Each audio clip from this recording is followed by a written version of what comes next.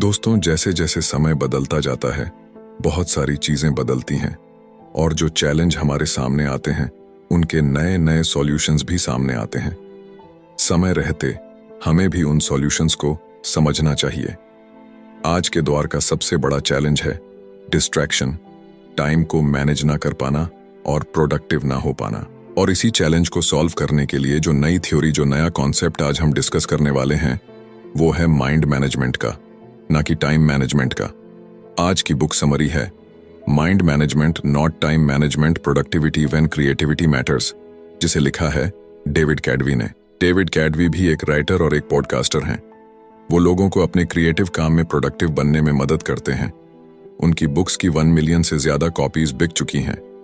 David TEDx, दी post और observer में भी आ चुके हैं।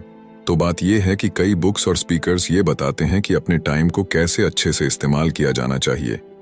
वो आपसे ये करो या वो करो करने के लिए कहते हैं, लेकिन सच्चाई तो ये है कि चीजों को पूरा करने का टाइम मैनेजमेंट से कोई ताल्लुक ही नहीं है। ये सिर्फ इस बात पर डिपेंड करता है कि आप अपने माइंड को कैसे मैनेज करते हैं। ये समरी माइंड मैनेजमेंट को पाने के लिए आपको कुछ सिंपल और पावरफुल टेक्निक सिखाने वाली है। तो आइए बिना देर किए शुरू करते हैं। आज की book summary mind management not time management, productivity when creativity matters by David Cadavy. आप इसे अपने चारों ओर देखते हैं। रोज लोग पैसा कमाने की भागदौड़ में लगे रहते हैं, इसीलिए आपको हर एक सेकंड को सही जगह पर इस्तेमाल करना चाहिए।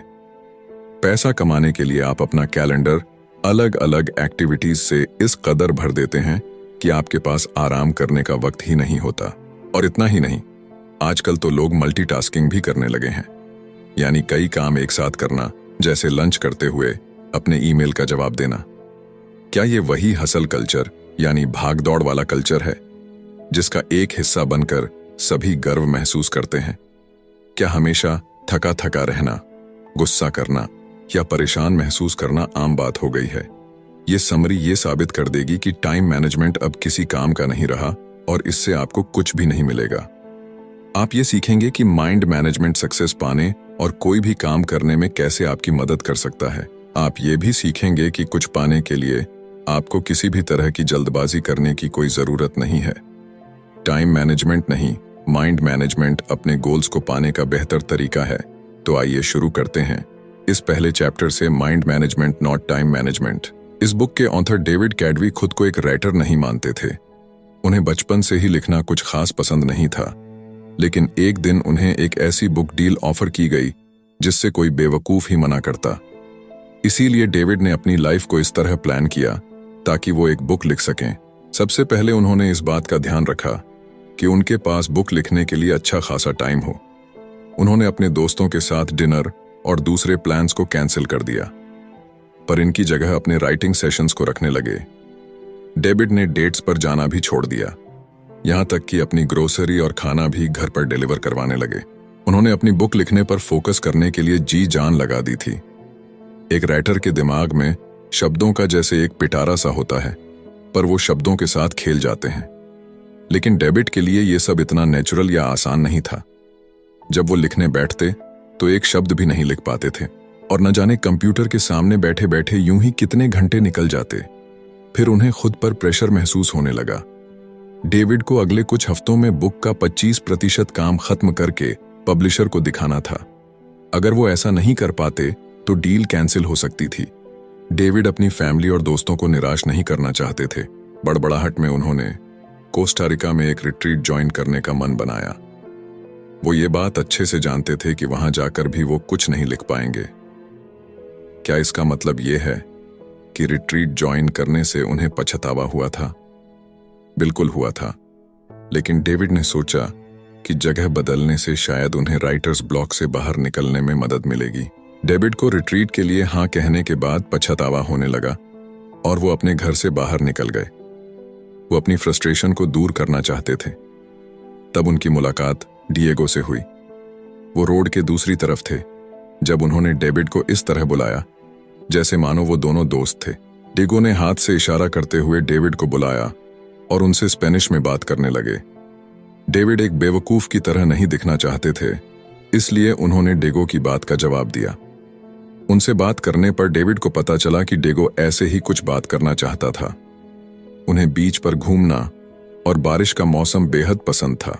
उनकी बातें ज्यादा लंबी तो नहीं चली, लेकिन डेविड को इसके बाद काफी अच्छा महसूस हो रहा था। जब डेविड घर लौटे तो दोबारा कंप्यूटर के सामने बैठ गए। अगले 1 घंटे में डेविड पहला चैप्टर लिखने में कामयाब रहे। इससे डेविड को समझ में आया कि ऐसा क्या हुआ था जिससे वो लिख पाने में कामयाब रहे थे। इसकी वजह लिखने के लिए समय निकालना नहीं था। टाइम मैनेजमेंट अब इफेक्टिव यानी कारगर नहीं रहा है। आपको टाइम की नहीं बल्कि लिखने के लिए सही मेंटल स्टेट में होने की जरूरत है। इसे ही डेविड माइंड मैनेजमेंट कहते हैं। माइंड मैनेजमेंट का मतलब है अपनी क्रिएटिव एनर्जी को प्रायोरिटी देना, लेकिन ये आपका वक्त भी जाया कर सकता है। आपने कभी अपनी लंबी टू डू लिस्ट को देखकर जीरो मोटिवेशन महसूस किया है? ऐसा हम सभी के साथ होता है। फिर भी माइंड मैनेजमेंट से आप इस मुश्किल से निकल सकते हैं। माइंड मैनेजमेंट का मतलब है किसी काम या प्रॉब्लम को अलग नजरिए से देखना। टाइम मैनेजमेंट में आप खुद से ये पूछते हैं कि अभी मैं क्या कर सकता हूं। ज्यादातर समय इस सवाल की वजह से आप टाल मटोल करने लगते हैं। आप ये जानते हैं कि आपको कुछ करने के लिए आपके पास फोकस और मोटिवेशन नहीं होता है। दूसरी तरफ माइंड मैनेजमेंट में आप खुद से पूछते हैं कि अभी मैं कौन सा काम करने के मूड में हूं, पर मुझे ऐसा क्या करना चाहिए जो मेरे मूड के साथ फिट हो सके। अपने काम को पूरा करने का सबसे अच्छा तरीका है कि आपका मेंटल स्टेट और वो काम दोनों एक दूसरे के साथ मैच करना चाहिए। इससे एनर्जी और वक्त जैसे रिसोर्सेज वेस्ट नहीं होते। नेक्स्ट चैप्टर है क्रिएटिव स्वीट स्पॉट। क्रिएटिव होना कोई ऐसी चीज नहीं है जो आसानी से आपके अंदर आ जाती है। ये कोई ग्रोसरी नहीं है जिसे आप खरीद कर ला सकते हैं। क्रिएटिविटी की प्रोसेस में वक्त लगता है। कोई कहानी सुनाने, गाना लिखने या फिर एक पेंटिंग बनाने के लिए आपका स्टेट ऑफ माइंड सही होना बहुत जरूरी है। डेविड क्रिएटिव मोड में घुसने के लिए 2 तरह की थिंकिंग का इस्तेमाल करते हैं, जो है डाइवर्सन थिंकिंग और कन्वर्शन थिंकिंग। डाइवर्जेंट थिंकिंग तब होती है जब आपके थॉट्स यानी विचार बिखरे हुए होते हैं। इसमें आपका ध्यान कई चीजों पर होता है। जब आप इन अलग अलग थॉट्स को जोड़ देते हैं तो इसे कन्वर्जेंट थिंकिंग कहते हैं। तब राइटिंग का ही एग्जाम्पल ले लीजिए।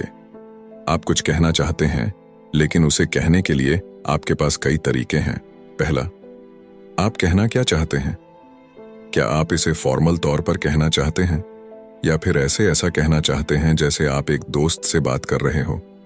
क्या आप इसे कोई नाम नहीं देना चाहते या फिर आप सभी को यह बता देना चाहते हैं कि इसे आपने लिखा है? इसे डाइवर्जेंट थिंकिंग कहते हैं। कन्वर्शन थिंकिंग उसे कहते हैं जब आप अपने ऑप्शंस में से किसी एक को चुनते हैं। जैसे मान लीजिए कि आप अपने पहले प्यार के बारे में लिखना चाहते हैं। आप अपने रीडर्स के लिए अपनी राइटिंग के टोन को एक दोस्त की तरह पेश करना चाहते हैं। आप इसे कोई नाम नहीं देना चाहते क्योंकि आप खुद की पहचान सबके सामने नहीं लाना चाहते। इसीलिए अच्छे क्रिएटिव आइडियाज बनाने के लिए आपको डाइवर्सेंट और कन्वर्शन थिंकिंग दोनों की जरूरत होती है। अपने फाइनल प्रोडक्ट को ब्रिलियंट बनाने के लिए आपको सबसे बेहतरीन आइडियाज की जरूरत है, पर आप इन आइडियाज को कैसे ढूंढेंगे? अपने क्रिएटिव स्पॉट को पहचान कर। आपका क्रिएटिव स्पॉट उस वक्त और उस जगह के बारे में बताता है जिसमें आप अपना बेस्ट क्रिएटिव काम कर पाते हैं। क्रिएटिव काम ऐसी चीज नहीं है जिसे आप किसी गाइड बुक की मदद से कर सकते हैं, जिसमें कोई लॉजिक या कोई मैथमेटिकल फॉर्मूला काम नहीं आता। क्रिएटिव वर्क एक ऐसा अनोखा थॉट प्रोसेस है जिसे हम अक्सर इनसाइट कहते हैं। न्यूरो साइंटिस्ट के मुताबिक इनसाइट अचानक हुए एहसास या नजरिए में हुए बदलाव को कहते हैं। इनसाइट को एक यूरेका मूवमेंट भी मान सकते हैं, जो तब होता है जब कुछ मिलने से आपकी आंखों में खुशी के आंसू आ जाते हैं। क्या आपको कभी अचानक से कोई ब्रिलियंट प्लान आइडिया आया है? उसे ही यूरेका या फिर मिल गया ये मोमेंट कहते हैं। ये तब होता है जब अपने गाने के कुछ मिस शब्द आपको अचानक से मिल जाए या आप अपनी कहानी का एक परफेक्ट प्लॉट ढूंढ निकालते हैं। अब दोबारा कुछ पेंट करना चाहते हैं, लेकिन यह नहीं जानते कि क्या पेंट करें, तो इसके लिए अपने पसंदीदा कार्टून कैरेक्टर को पेंट करने के बारे में अचानक याद आना एक यूरेका मोमेंट होगा। जिनके खास वक्त के दौरान अपने क्रिएटिव स्पॉट को ढूंढना आसान हो सकता है। याद रखिएगा कि ये माइंड मैनेजमेंट के बारे में, टाइम मैनेजमेंट के बारे में नहीं। आपकी एनर्जी हर एक दिन या पूरे दिन एक जैसी नहीं रहती है। जैसे जॉब पर आपकी बहुत सी एनर्जी खर्च हो जाती है, ऐसे ही अपने दोस्तों के साथ सोशलाइज करना या अपनी पेंटिंग या नोबेल पर काम करने जैसे काम भी आपकी बहुत सारी एनर्जी ले लेते हैं। इसीलिए दिन का वो सही वक्त ढूंढ निकालिए जब आपके अंदर सबसे ज्यादा एनर्जी होती है। आपको अपने सिस्टम यानी अपने स्लीप साइकिल से भी तालमेल बनाकर रखना होगा। ये सिस्टम आपको दिन में जगे रहने में मदद करता है। इसे ऊपर जाती हुई एक लाइन की तरह सोचिए।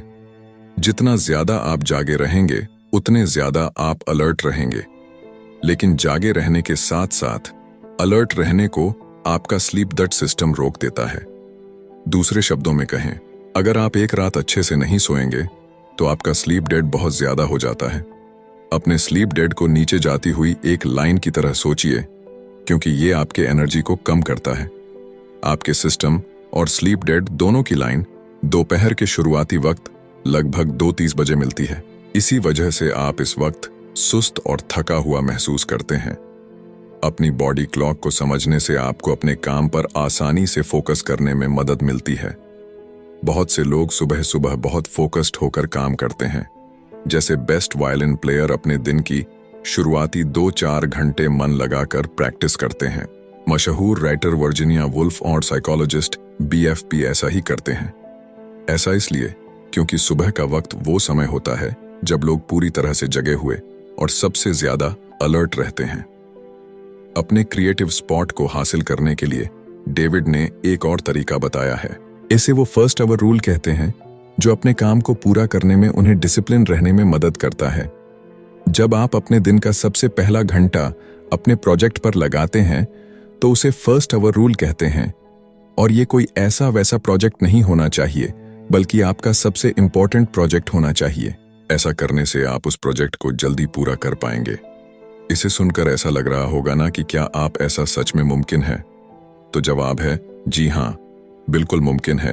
अपने दिन की शुरुआत अपने सबसे इंपॉर्टेंट काम से कीजिए, यानी एक ऐसे काम से जो आपको करना ही है। ऐसा करने से इसे पूरा करने के लिए आपके आलसी होने के चांसेस काफी कम हो जाते हैं। ऐसा करना उस काम में आने वाली रुकावटों को भी रोकता है। इस इंपॉर्टेंट लर्निंग को लेने के बाद बढ़ते हैं नेक्स्ट चैप्टर की ओर, द 4 स्टेजेस ऑफ क्रिएटिविटी। जब आप असल में राइटिंग और पेंटिंग नहीं कर रहे हैं, तब भी आप राइटिंग और पेंटिंग कर सकते हैं। क्रिएटिविटी का प्रोसेस सिर्फ राइटिंग और पेंटिंग के बारे में नहीं है। इसे सोशल साइकोलॉजिस्ट ग्राम बोलर कंट्रोल के 4 स्टेज या क्रिएटिविटी के 4 स्टेज कहते हैं। पहला स्टेज है प्रिपरेशन, यानी कि तैयारी करना। यह तब होता है जब आप अपने प्रोजेक्ट के बारे में सब कुछ सोचते हैं। आपकी स्टोरी में कौन सी कैरेक्टर होंगे, आपका गाना कितना लंबा होगा, पेंटिंग बनाने के लिए आप किस चीज का इस्तेमाल करेंगे। ये ब्रेनस्टॉर्मिंग यानी दिमाग चलाने वाला स्टेज है। इसमें आपके पास अपने प्रोजेक्ट की इतनी इंफॉर्मेशन होती है कि आप एक चलते फिरते इंसाइक्लोपीडिया की तरह हो जाते हैं। डेविड ने भी अपनी बुक पर इसी तरह काम करना शुरू किया था। ऐसा भी वक्त हुआ जब वो अपने लिविंग रूम में बैठकर इंफॉर्मेशन के ऐसे सोर्सेज को खोलकर देखा करते थे। डेविड के चारों ओर बुक्स, न्यूज़पेपर और जर्नल्स बिखरे रहते थे। उनके पास एक व्हाइट बोर्ड भी था, जिस पर वो पॉसिबल टॉपिक्स और चैप्टर लिखते थे। डेविड ने जो रिसर्च की थी वो समय की बर्बादी नहीं थी, ये उन्हें क्रिएटिविटी के अगले स्टेज तक पहुंचने में मदद कर रही थी। दूसरा स्टेज इंक्यूबेशन है। ये ऐसा वक्त होता है जब आप अपने प्रोजेक्ट पर इतना एक्टिव होकर काम नहीं करते हैं। आप शायद किसी और चीज पर काम कर रहे होते हैं या फिर अपने दोस्तों और फैमिली के साथ वक्त बिता रहे होते हैं। हमें बीच बीच में ब्रेक लेने की जरूरत होती है। इसी काम को तुरंत पूरा करने के लिए खुद को मजबूर करना हमेशा काम नहीं करता है। ऐसा करने से आप फ्रस्ट्रेट होने लगेंगे और आपको गुस्सा आ जाएगा। ऐसा होने से आपको अपने क्रिएटिव स्पॉट को ढूंढने में और तीसरे स्टेज पर जाने में मुश्किल होगी। तीसरा स्टेज एलिमिनेशन है। ये यूरेका या आहा मूवमेंट है। तीसरे स्टेज को पूरी तरह नहीं समझाया जा सकता। ऐसा इसलिए क्योंकि ये अचानक से होने वाला और अनप्रेडिक्टेबल होता है। जैसा कि बताया गया है कि अगर आप जरूरी तैयारी नहीं करेंगे तो आप इस स्टेज तक नहीं पहुंच सकते। आपको पहले स्टेज पर बहुत सा वक्त देना होगा। आइए जानते हैं कि पहला स्टेज आपको तीसरे स्टेज पर पहुंचने में कैसे मदद करता है। इसके लिए हम दी बीटल्स के पॉल मैककर्टनी का एग्जाम्पल लेंगे। पॉल ने यस्टरडे नाम का वो यादगार गाना बड़े ही अनोखे तरीके से कंपोज किया था। उन्हें इस गाने की धुन अपने सपने में सुनाई दी थी। जब उनकी आंख खुली तो वो आंधी नींद में उठकर अपने पियानो पर उस धुन को बजाने लगे। और इस तरह इतिहास के सबसे महान गानों में से एक गाना बना। लेकिन ये इतना भी आसान नहीं था। येस्टरडे लिखने से पहले भी पॉल कुछ गाने लिख और बना रहे थे। वो सालों से म्यूजिक क्रिएट करते आ रहे थे और क्योंकि वो येस्टरडे जैसा गाना लिख पाए थे, उनका काम वही नहीं रुक गया था। नहीं, पॉल ने यह पक्का किया कि वो चौथे स्टेज को भी अच्छे से पूरा करें, जो है वेरिफिकेशन। चौथा स्टेज वेरिफिकेशन है। ये तब होता है जब आप एलिमिनेशन की स्टेज में आए यूरेका मूवमेंट के बारे में सोचते हैं। इसमें आप ये पक्का कर लेते हैं कि आपका जो आइडिया था वो फुल प्रूफ और ब्रिलियंट है। आप ये डबल चेक करते हैं कि किसी चीज की कमी तो नहीं है। पॉल को 100% विश्वास तो नहीं था कि उनका बनाया हुआ गाना ओरिजिनल था। उन्हें लगा कि हो सकता है कि यह भी एक ऐसी धुन थी जो उन्होंने पहले कभी सुनी थी। ऐसे वक्त ऐसे ENP या सॉफ्टवेयर नहीं हुआ करते थे जो ये बता सके कि कोई धुन ओरिजिनल है या नहीं। इसीलिए पॉल ने 1.5 साल इस बात को पक्का करने में ही लगा दिया कि वो धुन उनकी खुद की थी या नहीं। इसी दौरान उन्होंने अपने गाने को बदलने के लिए उसके लिरिक्स, ट्यून और अरेंजमेंट को सुधारने पर काफी काम किया। अगर आप क्रिएटिविटी के हर स्टेज में अपना वक्त नहीं लगाएंगे तो आप कभी कोई मास्टरपीस नहीं बना सकते। आपको इस पूरे प्रोसेसर के हर स्टेज से होकर गुजरना होगा। नेक्स्ट चैप्टर है दी 7 mental state of creative work. David का कोई स्ट्रिक्ट यानी रूल नहीं था, लेकिन उनके पास करने के लिए ऐसे काम और जाने के लिए ऐसी जगह थी जो उन्हें लिखने के सही मूड में लाने में मदद करते थे। अपनी छोटी सी नोटबुक में कुछ लिखने के लिए वो जॉन हैंकॉक सेंटर के 19 5th फ्लोर पर जाते थे। ये थॉट्स शुरुआत में बिखरे हुए से रहते हैं, लेकिन इन्हें लिखने के बाद डेविड को वो दूसरी चीजें भी दिखने लगती हैं जो उन्हें लगता था कि अपने बुक में शामिल करनी चाहिए। जॉन हैंकॉक सेंटर डेविड को उनके थॉट्स को अरेंज करने में मदद करता था। एब्सेंटो कॉफी नाम की एक कॉफी प्लेस थी जो डेविड को बहुत पसंद थी। वहां का मन लुभाने वाला खूबसूरत नजारा और कॉफी बीन्स की सुगंध उस जगह को राइटिंग के लिए एक आइडियल जगह बनाती है। डेविड की तरह आप भी अपने मेंटल स्टेट के मुताबिक अलग अलग तरीके के काम कर सकते हैं। आपका mental state in 7 mental status में से एक हो सकता है। पहला है प्रायोरिटाइज्ड मेंटल स्टेट। ये तब होता है जब आप एक प्लान बनाते हैं। आप ये फैसला लेते हैं कि आपको क्या करने की जरूरत है और आप उसे कैसे हासिल करेंगे। इसमें आप ये भी डिसाइड करते हैं कि क्या इंपॉर्टेंट है और क्या नहीं। यही तो डेविड जॉन हैंकॉक सेंटर में करते थे। दूसरा है एक्सप्लोर मेंटल स्टेट। ये रिसर्च करने के बारे में नहीं है। इसमें स्पेसिफिक सवालों के स्पेसिफिक जवाबों को देने की जरूरत नहीं होती। एक्सप्लोर मेंटल स्टेट में अपनी क्यूरियोसिटी को खोला छोड़ने और इसके लिए गिल्टी फील ना करने के बारे में कहा गया है। जैसे मान लीजिए कि आप कुछ पेंट करने का सोच रहे हैं। आपको क्या पेंट करना है, आप इस बात पर रिसर्च करते हैं, लेकिन इस चक्कर में आप पेंटिंग की हिस्ट्री पर एक पूरी डॉक्यूमेंट्री देख डालते हैं। आप अपनी क्यूरियोसिटी को फ्री छोड़ देते हैं, यानी आजाद कर देते हैं। तीसरा है रिसर्च मेंटल स्टेट। ये ऐसी जगह है जहां आप स्पेसिफिक सवाल और उसके जवाब ढूंढते हैं। डेविड ज्यादातर वक्त इसी स्टेट में रहते हैं। वो ये रिसर्च करते हैं कि एक चैप्टर को कैसे बनाया जाए या फिर ये कैसे वेरीफाई किया जाए कि अपनी बुक में जो फीनेक्ट वो लिखने वाले हैं वो सही हैं या नहीं। चौथा है जनरल मेंटल स्टेट। ये वो स्टेट है जहां आप एक्चुअल में काम करते हैं। आप पहले दिए गए मेंटल स्टेटस में इकट्ठे किए गए आइडियाज को जोड़कर कुछ बनाते हैं। जैसे अपना पहला ड्राफ्ट लिखना। पांचवा है पॉलिश मेंटल स्टेट। ये स्टेज उस काम को एडिट करने और तराशने का है जो आपने पिछली स्टेट में बनाया था। जैसे आप ये ध्यान देते हैं कि आपके सेंटेंस का कोई मतलब हो। पेंटिंग में आप ये चेक करते हैं कि कैनवास पर ऐसी कोई जगह ना छूट गई हो जहां आपने पेंट नहीं किया, या कोई ऐसा कलर तो नहीं है जिसे और ज्यादा डीप या हल्का करने की जरूरत है। छठा है एडमिनिस्ट्रेटिव मेंटल स्टेट। आप हमेशा अपने क्रिएटिव काम पर फोकस नहीं कर सकते। आपकी भी कुछ जिम्मेदारियां हैं जो आपको करनी होगी, जैसे अपने बिल्स भरना और अपनी फैमिली के साथ वक्त बिताना। ये मेंटल स्टेट इसलिए जरूरी है क्योंकि आपको अपनी लाइफ के दूसरे एरिया पर भी ध्यान देना होगा। आखिर में रिचार्ज मेंटल स्टेट होता है। इसमें आपको खुद को आराम देने और रिफ्रेश करने की जरूरत होती है। एक दिन छुट्टी लीजिए या वेकेशन पर जाइए जब डेविड अपनी बुक होती है। एक दिन छुट्टी लीजिए या वेकेशन पर जाइए नॉइस जब डेविड अपनी बुक को लेकर स्ट्रेस लेते हैं तो वो मसाज लेने चले जाते हैं। कभी कभी फनी वीडियो या मूवी देखना भी इसमें मदद कर सकता है।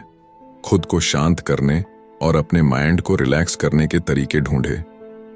क्रिएटिव साइकिल्स डेविड का बड़ा अजीब सा रूटीन था। रात को 12 बजे से सुबह 4 बजे तक वो सिर्फ अपनी बुक पर फोकस करते थे। सुबह 4 बजे वो लाइट ऑफ करते, अपना कंप्यूटर बंद करते और दोपहर तक सोते रहते। अगले दिन दोपहर में डेविड तैयार होते और कॉफी शॉप चले जाते। वो कैफे में तब तक काम करते जब तक उसके बंद होने का वक्त नहीं हो जाता था। इसी को डेविड क्रिएटिव साइकिल कहते हैं। ये एक ऐसा रिपीट होने वाला साइकिल है जिसमें अपने काम में आगे बढ़ने के साथ साथ आपको आराम करने का वक्त भी मिलता है। क्रिएटिव साइकिल में क्रिएटिविटी के 4 स्टेज होते हैं, जिसमें आप प्रिपेयर, इनकलबेट, एलिमिनेट, ऑनर, वेरीफाई करते हैं। क्रिएटिव साइकिल को टाइम पर बेस्ड होने की जरूरत नहीं है। ये हफ्तों और यहां तक कि कई अलग अलग मौसम पर बेस्ड हो सकता है। आइए क्रिएटिव साइकिल का एक एग्जाम्पल देखते हैं। बैट क्रिएटिविटी की पहले स्टेज प्रिपरेशन को रात में करना पसंद करती है। रात की शांति उन्हें फोकस करने में मदद करती है। नॉइस, इसीलिए वो अपने गाने के लिए बहुत सी इंफॉर्मेशन ढूंढ पाती है, चली जाती है। सोने से वो क्रिएटिविटी के दूसरे स्टेज में चली जाती है, जो है इंक्यूबेशन। जब वो सोती है तो बेथ का ध्यान अपने क्रिएटिव काम पर नहीं रहता। इससे सुबह बेथ को आराम और इंस्पायर्ड महसूस होता है। वो क्रिएटिविटी के तीसरे स्टेज में पहुंचाती है, जो है इल्यूमिनेशन। जब वो अपना ब्रेकफास्ट खाती है तो उन्हें एक आहा मूवमेंट मिलता है। उन्हें अपने गाने के सही अल्फाज मिल जाते हैं और वो तुरंत उन्हें अपने पास रखे टिश्यू पेपर पर लिख लेती है। पूरी दोपहर अपने गाने को सुधारने में लगा देती है। वो कुछ अल्फाजों को बेहतर अल्फाजों से बदल देती है और उस धुन को बजाने के लिए बेस्ट इंस्ट्रूमेंट्स को चुनती है। अपने माइंड को मैनेज करने के लिए बहुत से ऑप्शंस है। आपको सिर्फ वो ढूंढने की जरूरत है जो आपको सबसे ज्यादा सूट करता है। नेक्स्ट चैप्टर है क्रिएटिव सिस्टम्स। एक बार डेविड बड़ी मुश्किल में थे। उन्हें अपने पॉडकास्ट के लिए डॉक्टर रॉक के साथ इंटरव्यू करना था। डॉक्टर रॉक डेविड के लिए एक इंस्पिरेशन थे। उन्होंने यूर ब्रेन एट वर्क नाम की एक बुक लिखी थी, जिसकी मदद से डेविड ये समझ पाए थे कि क्रिएटिव वर्क में माइंड कैसे काम करता है। डेविड डॉक्टर रॉक को अपना आइडियल मानते थे, लेकिन जिस दिन डेविड को डॉक्टर रॉक से बात करनी थी, उन्हें कई मुश्किलों का सामना करना पड़ा। पहले जो अपार्टमेंट उन्होंने रेंट पर लिया हुआ था, वहां कंस्ट्रक्शन का काम चल रहा था। पूरे दिन वहां शोर रहता था। एक पॉडकास्ट को रिकॉर्ड करने के लिए इससे खराब हालत नहीं हो सकती थी। दूसरा, डेविड हाल ही में अपनी बुक लिखने के लिए पनामा सिटी में रहने आए थे, पर अपने नए मोहल्ले को इतने अच्छे से नहीं जानते थे। इसलिए उन्हें इस बात का कोई अंदाजा नहीं था कि इंटरव्यू के लिए उन्हें कोई अच्छी दूसरी जगह कहाँ मिल सकती थी। तीसरा, डेविड जानते थे कि इस इंटरव्यू का स्केड्यूल बदलना नामुमकिन होगा, क्योंकि डॉक्टर रॉक जैसे जाने माने लोग हमेशा बिजी रहते हैं। ये जिंदगी में एक बार मिलने वाला सुनहरे मौके जैसा था। ऐसा लग रहा था कि ये साफ है कि क्या होने वाला है। डेविड को पॉडकास्ट कैंसिल करना होगा। उस दिन कुछ भी ठीक नहीं हो रहा था, लेकिन डेविड का क्रिएटिव सिस्टम एक्टिवेट हुआ और उन्होंने डॉक्टर रॉक को एक ईमेल लिखा। न जाने कैसे लेकर अचानक से वो ना उम्मीद महसूस नहीं कर रहे थे। उन्होंने हर उस प्रॉब्लम का उपाय निकाल लिया था जो उनके सामने आ रही थी। आखिर में डेविड डॉक्टर रॉक के साथ रिकॉर्डिंग करने में कामयाब हो गए थे। क्रिएटिव सिस्टम में एक ऐसा रिपीटिंग प्रोसेसर है जो आपको अपने क्रिएटिव काम को करने में मदद करता है।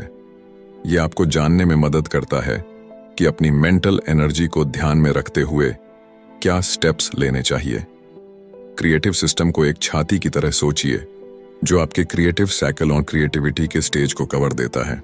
ये बेसिकली पूरे क्रिएटिव प्रोसेसर की देखरेख करता है। क्रिएटिव सिस्टम को कम से कम क्रिएटिव डोज की जरूरत होती है।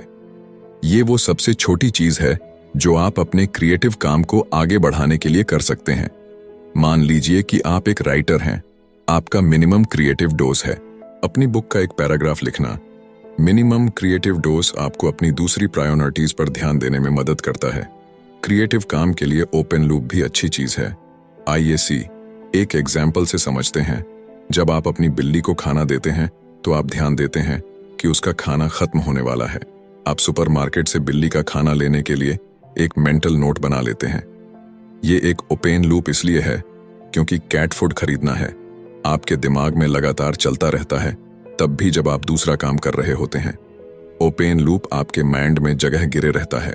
ये मेंटल स्पेस, ये जगह तभी खाली हो सकती है जब आप उस काम को पूरा कर लेते हैं, यानी कैट फूड खरीद लेते हैं। एक नेगेटिव चीज जैसा लग रहा है ना, लेकिन ओपन लूप आपकी क्रिएटिविटी के लिए फायदेमंद होते हैं या आपके प्रोजेक्ट को आगे बढ़ाने में मदद करते हैं। आइए उस एग्जाम्पल पर वापस चलते हैं जहां आप एक राइटर थे और अपनी बुक के लिए एक पैराग्राफ लिख रहे थे कि आपके दिमाग में एक कूपन लूप बनाता है जिसे आप अगले दिन और आगे आने वाले दिनों में वापस देख सकते हैं। इस तरह अगर आप अपना पूरा दिन राइटिंग में नहीं भी लगा पाते हैं तो भी आपको गिल्टी महसूस नहीं होगा। जब तक आप प्रोग्रेस कर रहे हैं आप आगे बढ़ते रहेंगे और अपना मोमेंटम नहीं खोएंगे।